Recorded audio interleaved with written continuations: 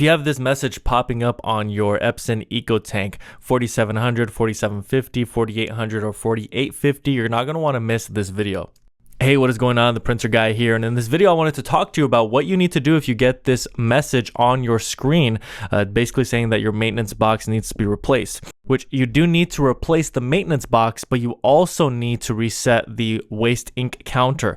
You will do that by entering a reset key with a software, and to get that software, you're going to go to inkchip.net. If you use the promo code BESTPRINTERS, you can get 10% off, and basically you're going to go to inkchip.net. You're going to download the language of your choosing for the WIC waste ink counter. That needs to be reset with this key. And so once we download this software, which it's very easy once you go to the page that is linked down in the description below, and you purchase a key, you're going to be able to download the software like I said, and you're going to essentially be able to open this software and select your specific language. So I'm going to select English, and next I'm going to open up the software. It's going to look like this. You can click on waste ink counter, and then you can select your printer. But to get to this point, you actually do need to be connected directly with a USB cable that connects the printer to the computer, and you need to be using a Windows operating system PC. If not, this will not work. Now, once you get to this point, you're going to go back to inkchip.net, enter in Best Printers as the code so that you can get 10% off, and then you're going to proceed to checkout. Once you purchase one waste ink counter, that is going to give you a key that you can then input into the software, and that is what is actually going to reset this counter.